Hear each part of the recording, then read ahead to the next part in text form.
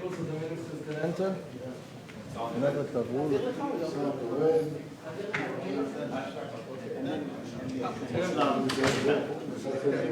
It's okay. It's okay.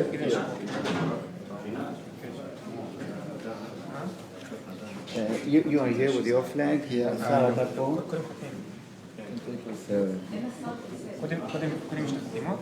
Okay.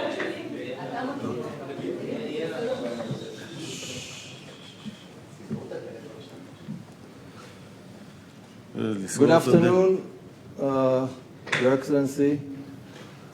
As we welcome the Minister of Foreign Affairs and International Cooperation of the Republic of Rwanda, His Excellency Olivier Jean-Patrick Nduhungirehe, and Minister of Foreign Affairs of the State of Israel, His Excellency Kidasanzwe. We will begin this ceremony with signing of two documents. The first would be a cooperation agreement between the government of the State of Israel and the government of the Republic of Rwanda on cooperation in the fields of basic education, ICT, TVET, higher education, and scientific research. Please, you may sign the document.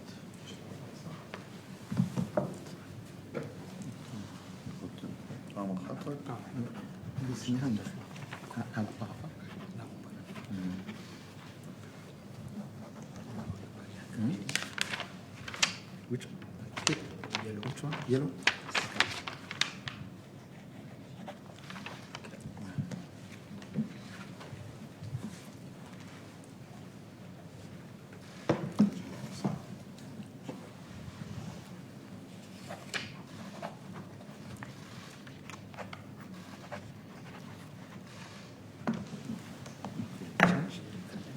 We exchange, yeah? Yes. The ministers will exchange agreements now.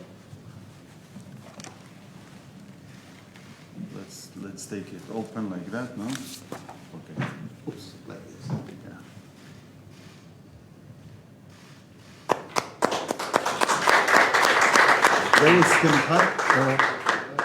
The second document to be signed is a memorandum of understanding on development cooperation between Mashav, Israel's Agency for International Development Cooperation, at the Ministry of Foreign Affairs of the State of Israel, and the Rwanda Cooperation Initiative, Ministry of Foreign Affairs and International Cooperation of the Republic of Rwanda.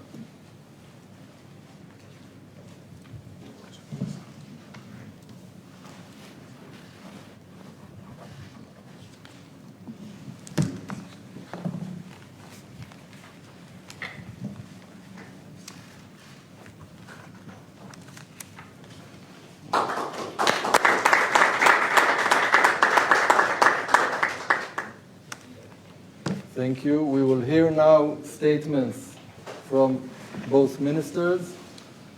First statement from the Minister of Foreign Affairs of the State of Israel. Foreign Minister Olivier Nduhungirehe, it is a pleasure to welcome you to Jerusalem, the eternal capital of Israel. Your visit reflects the friendship between our countries and the relationship we are strengthening today with new agreements and cooperation. Mr. Minister, Israel and Rwanda are two small nations with difficult pasts, but a great belief in the future. Both our peoples have suffered the worst tragedies. The Jewish people suffered the Holocaust. The Rwandan people endured the genocide against the Tutsis.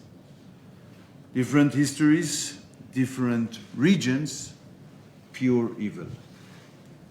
Yet, our nations did not allow tragedy to define our future. Instead, we choose to rebuild.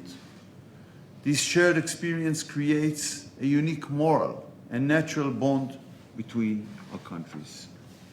I'm very pleased that we are sharing knowledge in the field of remembrance and education. Speaking about genocide, I must address the appalling remarks made a few days ago by Turkey's foreign minister. The foreign minister of the country that will host tomorrow the NATO summit. He said of the Jewish state, I'm quoting, "These people have become a burden that humanity can no longer bear." This is a sentence that sounds very familiar to sentences from about 100 years ago. To speak about a people as a problem for humanity, what do you do with a burden that you can no longer bear? These words are a clear call for genocide. The Jewish people know very well what happens when such words are allowed to go unchallenged. The first step to genocide is dehumanization. This is the first step.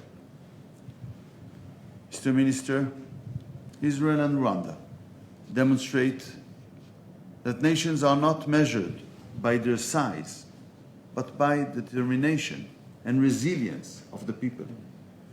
Both our countries have turned great challenges into amazing achievements. Rwanda has become one of Africa's fastest growing economies with a vision for innovation and development.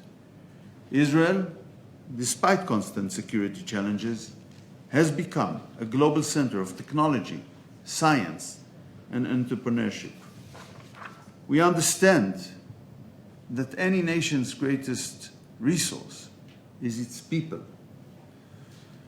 Looking at the agreements we have signed today, we can see our partnership is making a real difference, training the next generation of leaders in agriculture, innovation, education, higher education, and more.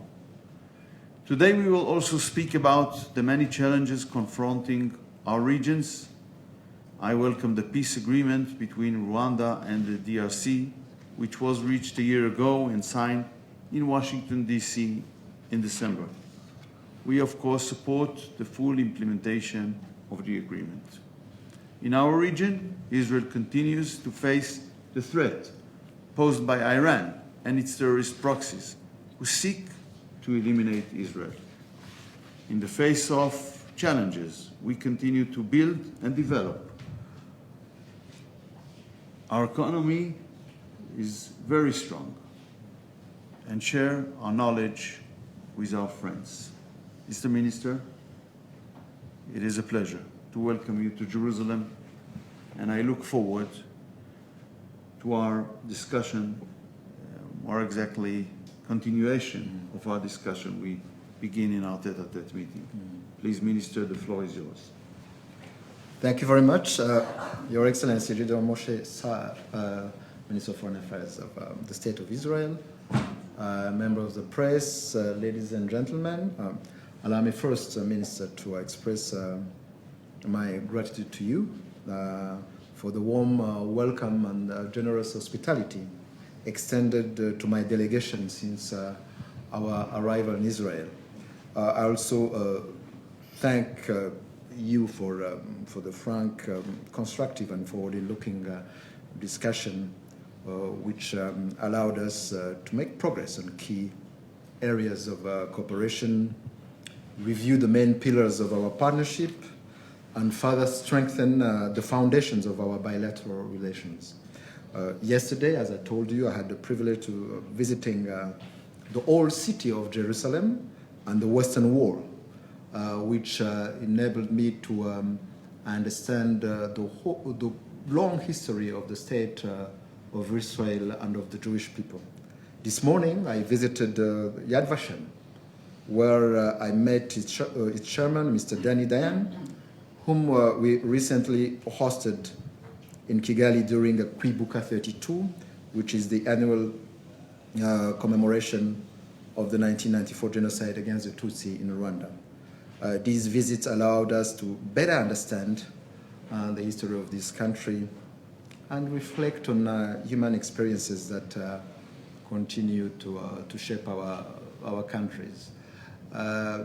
you know, I learned when I was a kid about the Holocaust in movies. I was telling Diane that I learned about the Holocaust first with the miniseries Holocaust. I don't know if you watched it with Mary Streep and James Woods, which was the history of a family of German Jews, the family Weiss, in which only one member survived, but I thought that it was fiction, that it was not real history. But I was shocked to learn that it was a true story, but then the similar tragedy happened in my own country, which allowed me to reflect on the limits of a human being, which can decide to solve any problem, to exterminate a whole people from the newborn to the dying old man or old lady. So it was important for me to have this experience at Yad Vashem. Rwanda and Israel share strong ties that go beyond diplomacy, and both our countries, as I said, are marked by difficult histories and profound tragedies. But what defines us is, as you said, the resilience of our peoples and our determination to turn adversity into progress, to turn the tragedy of a genocide into socioeconomic transformation, into resilience, into innovation, to really write a new chapter to our peoples. We also understand, perhaps more than many others, what it means to face existential threats and the importance of safeguarding peace, security, and national resilience. Today, as you noted, we signed 2 memoranda of understanding, the first between Mashav and Rwanda Cooperation, which reflects our shared commitment to exchanging development experience and homegrown solutions, and the second on education, which will strengthen cooperation between institutions of both countries and expand exchanges, training programs, and capacity building opportunities.